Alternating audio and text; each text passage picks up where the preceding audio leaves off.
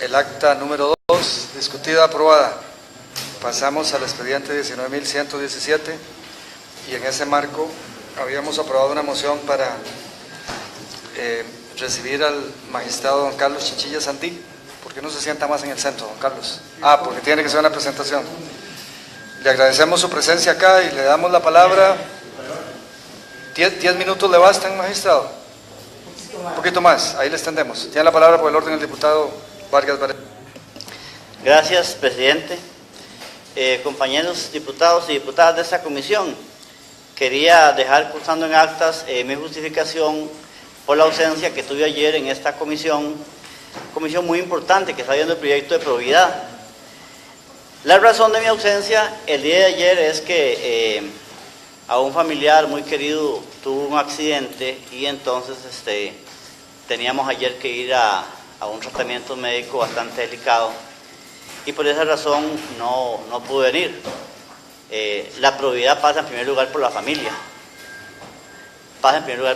Entonces quería dejar constando en actas que ayer no vine por esa situación. No fue porque no quería venir, no es por vagancia ni porque estaba cansado, sino simplemente una razón especial. Era que teníamos que llevar al médico a una persona que desgraciadamente sufrió una situación muy delicada de salud. Y quiero que consten actas por qué no vine ayer. Gracias. Gracias, diputado Vargas Varela. Tiene la palabra, señor magistrado. Muchas gracias, señor presidente de la comisión, el diputado Tom Solís. Buenas tardes, tengan ustedes, señoras diputadas, señores diputados, asesores y asesoras parlamentarias y público y funcionarios que nos acompañan. Muchas gracias por la invitación. En realidad el tema de la probidad es un tema esencial en la función pública, esencial, primordial y de sumo respeto y acatamiento, y lo vamos a ver en algunas de las partes que voy a ir desarrollando. Tengo algunos temas, vamos a empezar a tratar de darle el contenido al deber de probidad. ¿Qué entendemos por probidad y qué se entiende en la ley, pero qué tenemos que entenderla también nosotros como funcionarios públicos? Hablamos del deber de probidad como un principio rector del proceder del funcionario público en el ejercicio de sus funciones. Esto quiere decir que todas y cada una de las actuaciones que realicemos como funcionarios públicos van a estar regidas por el principio, el deber de probidad. Si lo hacemos apartado del mismo, vamos a tener problemas, y podemos tener problemas de carácter administrativo, disciplinario, y podemos tener problemas penales también.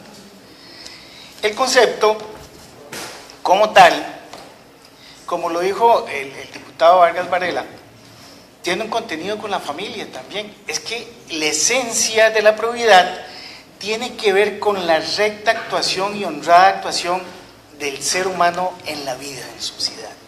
Es una probidad individual o personal que tiene un contenido muy amplio y que lo vamos a ver también dentro del ámbito propio del artículo 3 de la Ley contra la Corrupción y el Enriquecimiento Ilícito en la función pública, porque representa los valores sociales. En él se contienen los valores sociales. Y estamos hablando de valores básicos: bondad, moralidad, integridad, honradez y ética. Todo funcionario público debe comportarse en su quehacer bajo estas normas y muchas otras más que vamos a ver. El contenido del principio, yo le digo principio, del deber de probidad es muy amplio y comprensivo del buen hacer, del buen desempeño y de la rectitud en el ejercicio del cargo.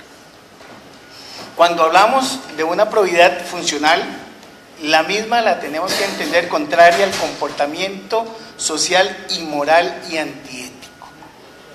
Y esto nos lleva a algo importante, porque normalmente cuando nosotros estamos hablando de la probidad, también estamos desarrollando conceptos básicos de lo que es el quehacer normal nuestro como seres humanos normales en sociedad.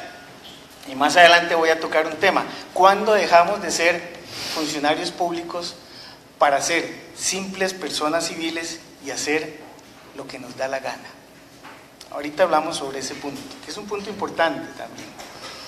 Tenemos el deber de probidad, según el artículo 3 de la Ley contra la Corrupción y Enriquecimiento Ilícito en la Función Pública, donde nos dice: el funcionario público tiene la obligación de orientar su gestión a la satisfacción del interés público, demostrar que la rectitud y buena fe en el ejercicio de las potestades que le confiere la ley, y administrar los recursos públicos con apego a los principios de legalidad, eficacia, economía, eficiencia, rindiendo cuentas satisfactoriamente. Esta rendición de cuentas es un tema muy importante. Para aquellos que tienen cargos públicos de especial relevancia, hay que rendir cuentas siempre, y eso es importante, y la misma ley lo recoge. Ahora, esto es lo que les decía anteriormente: el deber de probidad lo llevamos consigo todos los funcionarios públicos. ¿Cuándo dejamos de apartarnos de los principios propios o el mandato propio, probidad, para ser un simple ciudadano de la sociedad y decir, puede hacer lo que quiera? Si vemos la fórmula de la probidad en un funcionario público, son 24 horas del día, 7 días de la semana y 365 días del año. Siempre. Porque el funcionario público, esté donde esté, la hora que sea, el día que sea, y hace algo incorrecto, siempre va a ser señalado, porque tiene que ser ejemplo en la sociedad. Pensemos, entra a un bar, está conversando con la gente, se hace un pleito al lado y de alguna forma él interviene indirectamente, y está ahí. Él es el sancionado, a él se le reclama el por qué estuvo ahí, aunque habían 40 personas más. Pero lamentablemente, o para bien, el funcionario público tiene que dar ejemplo de lo que es como funcionario en su vida privada, en su vida personal. Por eso es un compromiso. Yo les digo, es un apostolado, si lo queremos ver en otros puntos o de otra forma, es un compromiso constante y absoluto del quehacer diario. Usted no sale de su oficina, se desprende del vestido, del saco o de lo que lo identifica como funcionario y ya es un simple ciudadano. Es muy difícil y nadie lo va a entender y nadie se lo va a aceptar. Le va a reclamar siempre, esté donde esté, la hora que sea y en el medio en que esté. Por eso, cuando hablamos de probidad, nos acercamos a un concepto de corrupción. Y entonces, la corrupción es todo lo contrario a que es la probidad. Por eso se dice en una fórmula que se desarrolla en la doctrina de lo que es el ámbito de corrupción, que la probidad es igual a corrupción cero. Cuando no hay corrupción, hay probidad. Pero cuando hay un asomo de corrupción, empezamos a perder un contenido importante de la misma probidad. Y eso es lo que no podemos permitir. Transparencia Internacional, en el año 99, define lo que es la corrupción de la siguiente manera. Dice: se designa como corrupción al fenómeno por medio del cual un funcionario público es impulsado a actuar de modo distinto a los estándares normativos del sistema para favorecer intereses particulares a cambio de recompensa. Esa era una de las partes iniciales que parte de los conceptos de Klitgar. Klitgar es el gran desarrollador de todo lo que es la parte dogmática de comprensión de lo que es la corrupción. Y cuando hablamos de eso, entonces, Transparencia Internacional agrega: corrupto es, por tanto, el comportamiento desviado de aquel que ocupa un papel en la estructura estatal. Y parte de esto es lo que ya hemos venido diciendo cuando hablamos del artículo 3º de la Ley contra la Corrupción y el Enriquecimiento Ilícito en la función pública, porque, y yo diría en la función privada, pero todavía no está esa normativa, pero en la función privada también tiene que haber normas propias de probidad. Pero bueno, ese es otro tema. Este comportamiento desviado quiere decir que incumplió los mandatos de probidad. Y ahí es donde empiezan los ámbitos de corrupción. Por eso se dice, Klitgar y varios doctrinarios del tema de la corrupción, dice que los conceptos indeterminados sumados a ausencia de transparencia en la función pública más no rendición de cuentas, eso conduce a la corrupción. Y eso es lo que hay que cuidar, porque nosotros estamos expuestos constantemente en nuestro quehacer a muchas situaciones donde podríamos estar caminando, nadando o transitando por aspectos que podrían llevarnos a un momento en el cual tenemos que hacer un alto en el camino y pensar que podemos caer en aspectos que no son los correspondientes y los adecuados para un funcionario público. El deber de la probidad tiene varios tipos de acciones y sanciones, pues inicialmente puede señalarse en un grado menor como un incumplimiento a un ámbito administrativo y que puede acarrear una responsabilidad disciplinaria, un proceso disciplinario.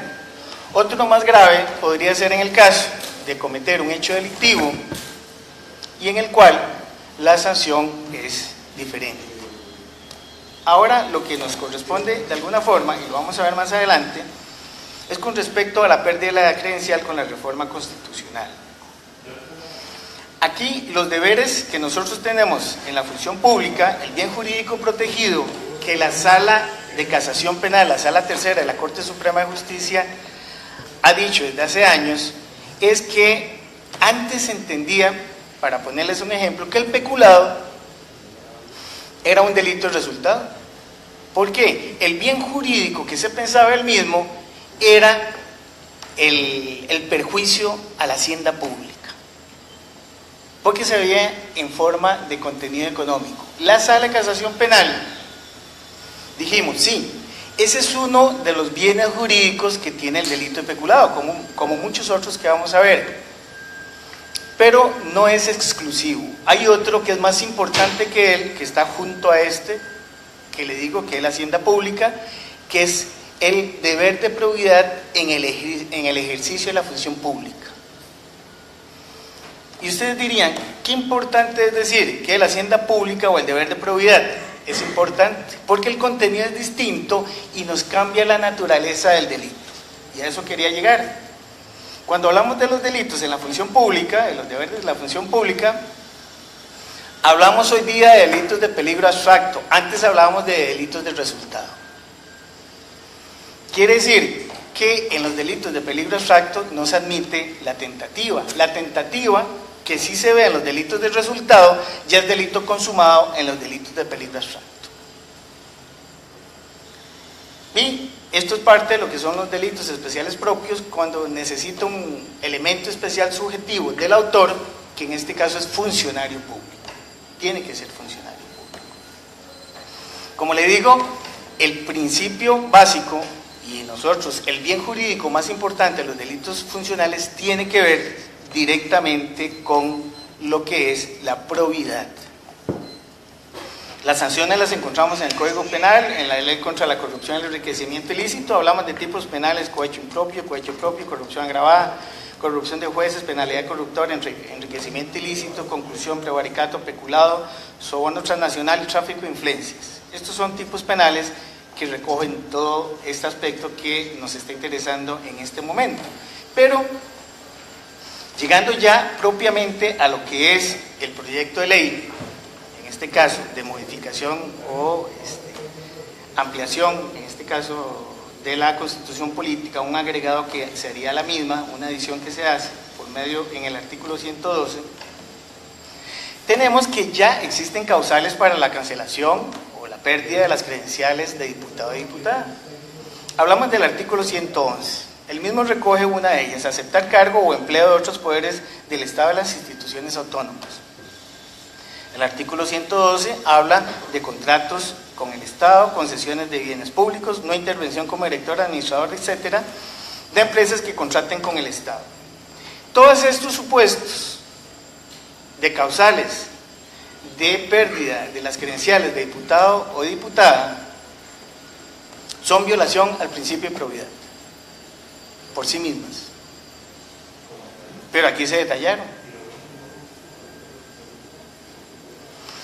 Esto tiene un contenido interesante porque el constituyente consideró importante darle un nivel constitucional, de protección constitucional, y me parece que eso es bien, está correcto.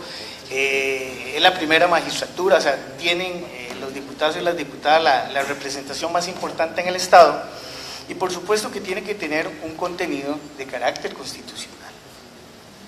Esto nos lleva, por lo menos, a identificar algunas cuestiones interesantes. En esta adición que se le hace al párrafo 112 de la Constitución Política, se habla inicialmente de la obligatoriedad de observancia al principio de probidad, que es lo que venimos hablando. Violación comprobada produce pérdida de credencial del diputado y la reserva de ley para establecer nuevas causales. Aquí vamos a hacer algunos aspectos, o vamos a ver algunos aspectos importantes, porque cuando se habla del principio de probidad, como le digo, hay dos ámbitos en el cual nosotros podríamos sancionar. Uno es el disciplinario y el otro es el penal propiamente dicho. El disciplinario le corresponde al órgano que tiene como custodia el desarrollo del proceso de investigación, el procedimiento y la sanción, que ahora vamos a hablar un poco de eso, a ver cómo lo encontramos definido de alguna forma. Con respecto al procedimiento, tenemos el artículo 162 del Código Electoral.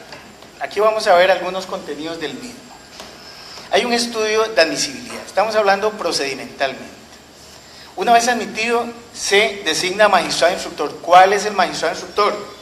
Si nosotros vemos el mismo Código Electoral, nos va a decir el Tribunal Supremo de Elecciones, sus magistrados. Porque los otros magistrados que ustedes nombran y asignan somos de la Corte Suprema de Justicia. Y aquí no estamos inmersos. Entonces, me parece que de alguna forma, aunque no diga magistrado instructor o magistrado del Tribunal Supremo de Elecciones es el instructor, hay que deducirlo por el contexto en que se desarrolle la parte hermenéutica de la legislación, así podría entenderse fácilmente. Ahora, ese magistrado instructor realiza investigación preliminar, sin pronunciarse en el fondo del asunto. Esto, para ponerles un símil, a mí me tocó instruir una causa contra una persona que tenía fuero especial de diputado, y yo hice de magistrado instructor, porque soy un integrante de la Sala de Casación Penal, y a mí me tocó el sorteo, porque eso lo hacemos por sorteo. Hay como quien dice, el que gana no ganó, pero bueno, se hizo y yo hice la instrucción como si fuera un juez penal. Y una vez que la tenía completa, la pasé a los compañeros con una resolución como si fuera juez penal, que era el tribunal que conocía para eso, que es la Sala de Casación Penal. Y yo me excusé de conocerlo porque ya había conocido previamente toda la instrucción. Esto es para salvar la cuestión del juez imparcial. Bueno, es parte de esto. Ahora, realizar la investigación preliminar se puede ordenar el archivo, que es una posibilidad, trasladar el expediente a la Asamblea Legislativa para que se decida sobre el levantamiento de la inmunidad. Aquí es donde veo algunas cuestiones interesantes. Y si el titular de la credencial renuncia a la inmunidad, el Tribunal Supremo de Elecciones resuelve. Y si la Asamblea Legislativa acuerda el levantamiento de la inmunidad, lo comunicará al Tribunal Supremo de Elecciones para su resolución. Le digo en esto porque el 262 no es tan claro como yo podría esperar que lo fuera. Primero, el procedimiento que maneja no es, tal vez podemos ver la otra parte, no es de todas formas completo. Las preguntas que pueden salir ¿es completo el procedimiento que regula el 262? ¿Está claro el órgano instructor?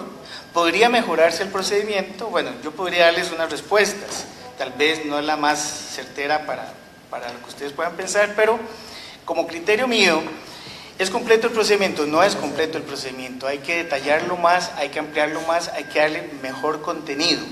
¿Para qué? Para evitar fisuras que puedan dar al traste con un debido proceso. No hacer un código procesal de este procedimiento, pero sí algo más articulado, algunos tiempos, alguna duración, posibilidad de interactuar, presentar cuestiones de defensa también y por supuesto de un debido proceso necesario y constitucionalmente consagrado también. Ahora, ¿está claro el órgano instructor? Yo diría que sí, y es la interpretación que les hago yo. Debería ser, para mí, un magistrado del Tribunal Supremo de Elecciones. Porque fuera de esa norma, digamos, fuera del ámbito del Tribunal Supremo de Elecciones, ¿cuál otro magistrado existe? La Corte Suprema de Justicia. Y la Corte Suprema de Justicia, ¿cómo va a instruir algo para luego pasárselo al Tribunal Supremo de Elecciones y que ellos resuelvan? No lo veo. o que ellos hagan algo y luego lo pasen a la Asamblea Legislativa para que resuelva. Tampoco lo veo. Pero más o menos la idea del órgano instructor es sería un magistrado del Tribunal Supremo de Elecciones. ¿Podría mejorarse el procedimiento? Por supuesto que se puede mejorar. Y esta reforma al artículo 162 del Código Electoral me parece que es imperiosa y es importante. Aquí, como les decía, hay dos formas de identificar para el levantamiento de la inmunidad. Si se trata de asuntos disciplinarios, asuntos meramente, digamos, de faltas menores que no tienen relevancia para ser del ámbito penal, me parece a mí que no necesita levantar la inmunidad al diputado o a la diputada. Si fuera de carácter penal, sí, porque constitucionalmente está regulado que en esos casos se tiene que levantar la inmunidad. Entonces, tal vez el procedimiento que tiene regulado el 262 no es de la mejor, tal vez, de la mejor extensión. Perdone que ponga esta pastillita, pero es que he estado con mal de garganta y viera que a veces me empieza, es una bolsa.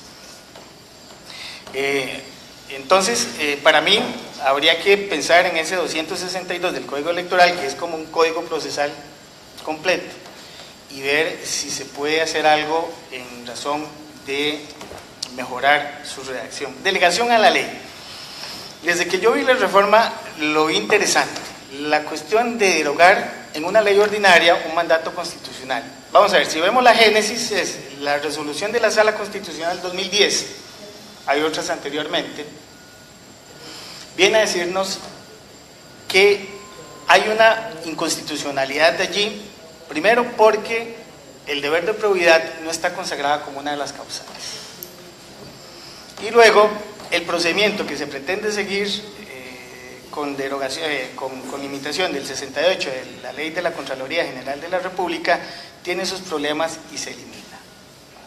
Bueno, el otro queda vigente. Entonces, cuando hablamos de delegación de la ley ordinaria, aquí entramos a una pregunta. ¿Es posible llevar a cabo esa delegación en la ley ordinaria por medio de una reforma a la Constitución? Y pueden surgir muchas situaciones. Yo estuve pensando mucho esto, y vale que no vine el miércoles anterior, porque si no hubiera tenido tal vez menos posibilidad de estudiar un poco estos temas. Pero sí me parece a mí que, partiendo de la cuestión primigenia, la que provocó esto, lo que dice de alguna forma es que lo que está mal es lo que no está regulado en este momento. Pero sí es posible que la reforma constitucional brinde esa posibilidad de delegar en una norma ordinaria la creación de otras posibles causales. Vamos a ver, yo diría que va a ser muy difícil que surjan otras posibles causales, porque el deber de probidad es un concepto muy amplio y contiene muchos aspectos comprensivos de muchas de las actividades que nos pueden parecer no aptas para el ejercicio de la función que se requiere. Y considero que sí podría pensarse que la misma reforma constitucional autorice a que por delegación de ley puedan generarse las otras causales sobrevinientes. ¿Por qué? Porque es el constituyente derivado el que lo hace. Y esta no se trata de normas como se le llaman, pétreas o inamovibles de la Constitución política, sino que podría ser modificada y por tanto la norma tendría toda la validez necesaria para que se realice de esa forma. Pero les digo, este es un criterio muy personal, pero también en el voto 2010, el que estamos hablando, de la Sala Constitucional, hay un párrafo interesante que dice así: puede afirmarse que esta materia es indisponible para el legislador, que es parte de lo que veníamos diciendo, en razón de que se trata de un contenido necesario de la Constitución política que solo puede ser regulado por el constituyente originario o derivado. Ya ahí la Sala Constitucional está diciendo que no es una norma que no puede ser modificada. De este modo, el principio de presunción de competencia, que es lo que estamos viendo ahora, la competencia, quién tiene para cambiarlo o no, que gobierna la potestad del legislador sobre cualquier materia, se encuentra excluido en ese campo, salvo que la Constitución política lo haya atribuido en forma exclusiva a otros entes u órganos o otras fuentes normativas, que sería esta reforma que se está pretendiendo ahora. Y es porque ya la Constitución lo tendría con esta reforma. Y si decimos que el constituyente, en este caso, derivado, puede modificar esa norma, quiere decir que la validez de ella surge con la modificación que se haga. Y si la modificación va en el sentido de hacer una delegación a la ley ordinaria, podría hacerse.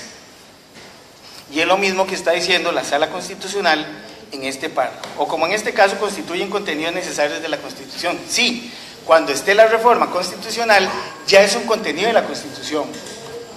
Y como contenido de la Constitución, tiene la posibilidad de ser aplicada. Yo, me parece que sí existe la posibilidad, les digo, yo divagué entre una situación y la otra, y me convencí a mí mismo de que sí es posible que haya ese tipo de delegación. Por eso lo que quiero decirles con esto es que los temas que tenemos planteados, me parece que el proyecto es excelente, tiene un muy buen contenido, me gusta mucho que se regule el principio de probidad en el ejercicio, en este caso, más bien para salvaguardar, en este caso, el proceder de los diputados y diputadas bajo la condición del deber de probidad, pero yo sé que se hace y lo hacen constantemente, pero regulado en la Constitución política para poder tener la posibilidad de un procedimiento en el cual se logre llegar a una sanción. Como le digo, las sanciones pueden ser de dos ámbitos, una de carácter disciplinario, otra de carácter penal. Y en todo caso, en carácter penal es donde se requeriría, según la misma Constitución política, el levantamiento de la inmunidad para poder proceder con ella. Por eso les digo, estoy identificado con el proyecto de reforma constitucional. Sí es importante en otra normativa tratar de mejorar la redacción del artículo 262 del Código Electoral para que el procedimiento recoja los principios de un debido proceso adecuado y evitar situaciones en las cuales se pueda ir abajo algún procedimiento que se realice y que pues no tenga el contenido legal, en este caso constitucional, necesario para preservar el debido proceso en todo ello. Por eso digo y les digo que al leer las reformas me parece que el contenido está muy bien identificado y también estoy de acuerdo con la cuestión de la posible o la delegación que se hace en la ley para nuevas causas. Muchas gracias, señor magistrado. Tiene la palabra la diputada Guerrero Campos. Gracias, diputado presidente. Nada más para recapitular, magistrado, lo que interpreto es que el proyecto, la reforma al 112, el artículo 112 de la Constitución política, lo que usted señala es que sería oportuno que sea acompañado de una reforma al 262 del Código Electoral para simplemente ubicar el procedimiento para quien va a tener el proceso de instrucción. Gracias, diputada Guerrero Campos. Totalmente de acuerdo. Señor magistrado, quiero agradecerle en nombre de la comisión su extensiva e ilustradora exposición. Vamos a decretar un receso de hasta 2 minutos para permitirle retirarse.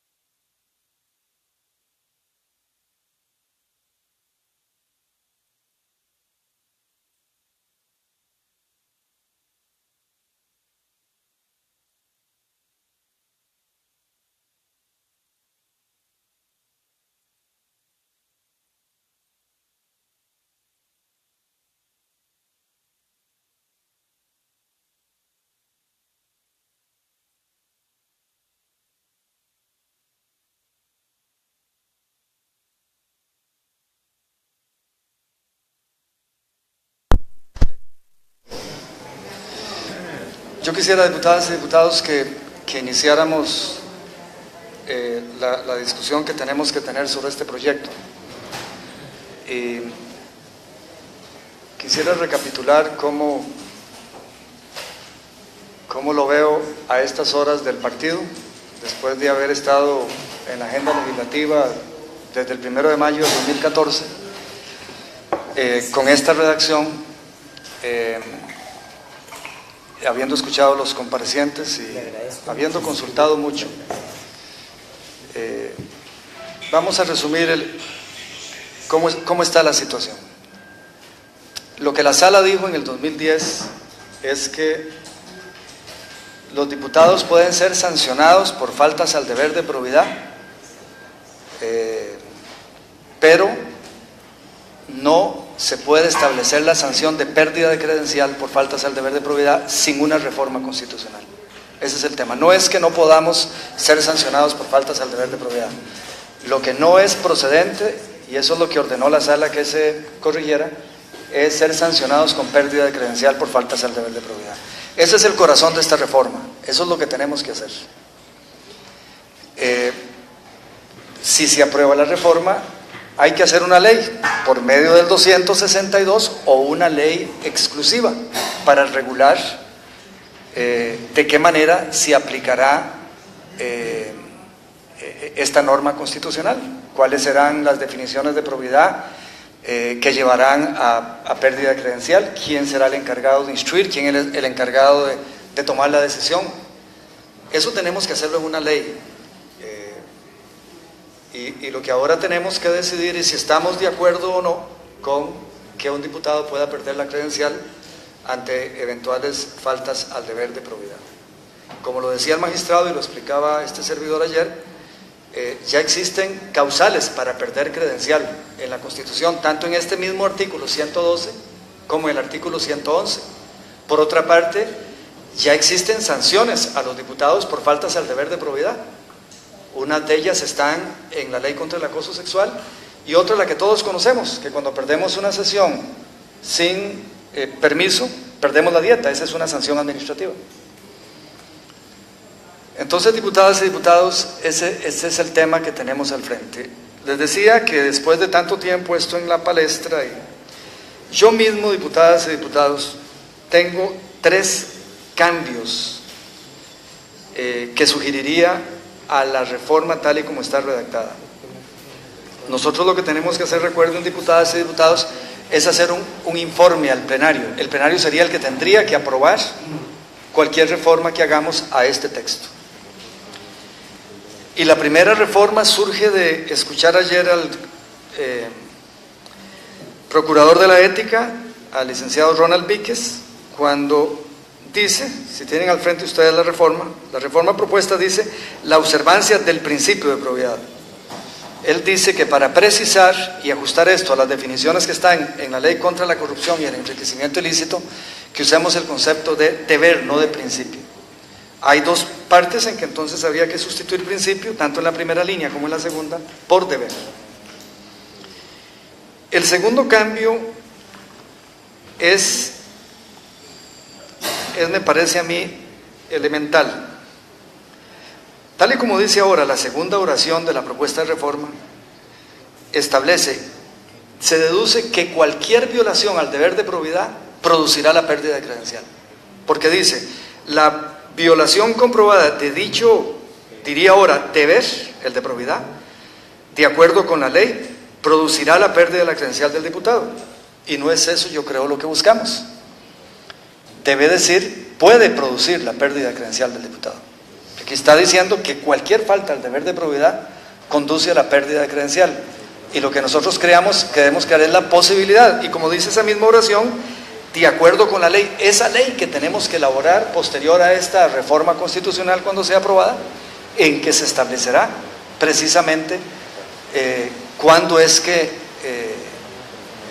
las faltas al deber de probidad conducirán a esa medida final de pérdida de credencial. Entonces me parece que hay que agregar en esa segunda oración, puede producir la pérdida de credencial del diputado. Eso es lo que basta para que nosotros podamos entonces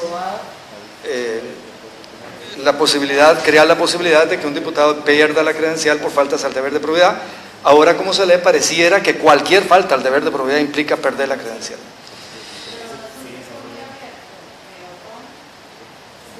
Tiene la palabra la diputada Guerrera Campos. Gracias, diputado. El punto que usted está señalando, la segunda observación, el producirá, no es un tipo muy abierto, porque justamente lo que aquí se ha señalado es la no impunidad, donde se determina cuál es la causal que pueda. A mí me parece que la acción es una falta de probidad, produce la pérdida de credencial. El podrá, me parece, a mí en particular, y me gustaría tal vez que los compañeros y compañeras abogados nos ayuden, es decir, es un tipo abierto, indeterminado, el producirá. Pueda que pase, pueda que no pase. Sí, es que aquí se me sugería que podría quedar la violación comprobada de dicho deber, de acuerdo con la ley, producirá la pérdida de la credencial del diputado según sea el caso, y no como el diputado Fallas sugiere que era puede producir. No, realmente Que cualquiera puede producir. la violación comprobada puede producir. Diputada Mora Castellanos, diputada Guerrera Campos, estamos de acuerdo que no toda falla al deber de probidad debe producir. ¿Estamos de acuerdo con eso? Bueno, entonces se trata de redactarlo, ¿verdad? A mí me parece que como lo redacté yo originalmente, dice que cualquier falla al deber de probidad produce la pérdida de credencial. Me parece que eso es lo que dice. Y entonces, si con lo primero estábamos de acuerdo, no podemos estar de acuerdo con eso. Entonces, ¿cuál es la mejor redacción? Si quieren, tiene la palabra el diputado Guevara Gut. Gracias, diputado presidente. No, de igual manera, con usted, concuerdo que la inclusión o el cambio de verbo logra el propósito que usted acaba de mencionar. Él podrá conllevar a la pérdida de las credenciales. Eso dependerá de la gravedad de la falta y una serie de características que tendrá que desarrollar la ley aprobada por mayoría calificada. Pero no toda falta al deber de probidad debe conllevar la eliminación de las credenciales. Entonces, por eso es que esa es la parte que queda para desarrollarse en la ley, estableciendo cuáles faltas conducen a una amonestación, a una sanción administrativa, y cuáles faltas nos deben llevar a la pérdida de la credencial. Pero eso es para desarrollar una ley. Pero sí el verbo debe facultar la posibilidad de que no haya pérdida de credencial en caso de violación al deber de probidad.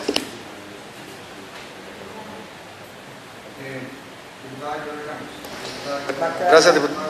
Nada más, yo reitero en esto para poder ir en la línea que ustedes están señalando. Quiere decir que eventualmente en el 262 o en una nueva ley se estaría determinando eventualmente cómo ese podrá se va a aplicar. Punto. Gracias. Diputada Guerrera Campos, diputada Mora Castellanos.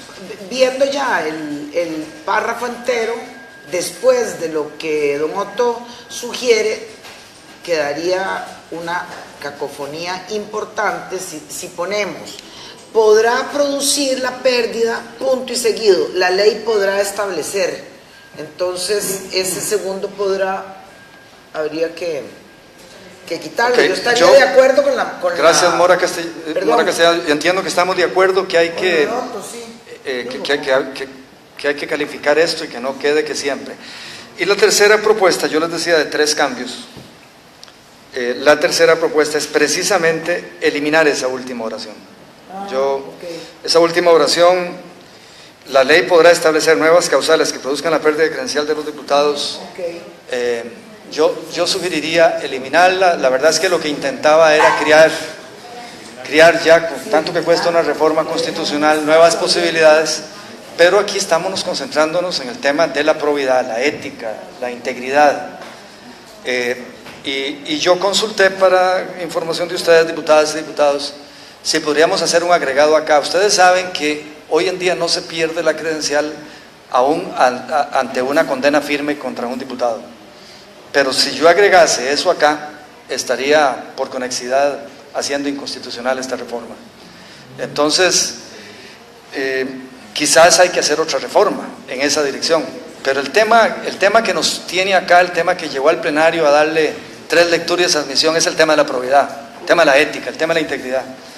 Y esta oración no agrega nada, porque en esa dirección. Entonces, yo la tercera sugerencia, diputadas y diputadas, para propósito del informe del plenario, es que eliminemos esa última oración.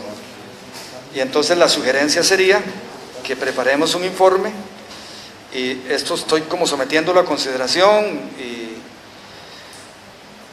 sustituir la palabra deber, principio por deber, es en 2 partes. En segundo lugar, agregar la palabra podrá producir la pérdida de la credencial del diputado en la segunda oración, y la tercera reforma sería eliminar la tercera oración. Tiene la palabra la diputada Pisk-Feinsilber. Gracias, presidente. Vamos a ver, lo que no me queda muy claro es dónde se establece el podrá. Vamos a ver, no hay sino, asumo que será entonces en la ley donde se establece el mecanismo de en qué caso, en qué condición y quién define ese podrá. Perdón, diputada Pisk-Feinsilber. Esa ley que se menciona ahí, la violación comprobada de dicho deber de acuerdo con la ley, esa ley que se menciona ahí, que fue lo que le hizo el diputado Guevara Gut estar de acuerdo con esta reforma, esa ley es la ley clave, esa es la ley que nos toca desarrollar. Esa ley es la que se va a definir el procedimiento y el fondo. ¿Cuáles son los causales? ¿Cuál es la gravedad de un causal? Es decir, de una falla al deber de probidad que amerita la pérdida de credencial. El proceso, por eso el procedimiento que se va a dar, quiénes son los que ejecutan las diferentes etapas del procedimiento. O sea, esa ley es realmente lo controversial. Yo siempre creí que esta reforma se aprobaba en 2 días aquí, porque lo controversial y lo que nos va a llevar tiempo es la ley misma. Ayer les decía que la diputada Guerrero Campos tiene un avance, tiene una ley que podría ser el inicio de esa ley. Pero esa es la parte controversial. A mí me duele que esto no lo hayamos aprobado y estuviésemos a estas horas nosotros ojalá aprobando la ley. Y entonces, sí, Pisk-Feinsilber, ahí está la pelea. ¿Cuál es la gravedad de la falta? ¿Quién determina eso? Nosotros sí, entonces tenemos que ir, me parece a mí, a grados de precisión mucho mayores que los establecidos en el artículo 3 de la Ley contra la Corrupción y el enriquecimiento ilícito, que es donde se define probidad. Para llevar a esta gravedad de sanción, tenemos que precisar qué es lo que significa cada uno de los términos que están en ese artículo 3, que es donde en Costa Rica se define qué es probidad o faltas al deber de probidad. Entonces, diputadas y diputados, yo les propondría eso. Tiene la palabra el diputado Guevara Gut antes de llegar a una conclusión. Gracias, diputado presidente. Una adición. A mí me parece que la importancia de esa ley requiere que ésta sea aprobada por mayoría calificada.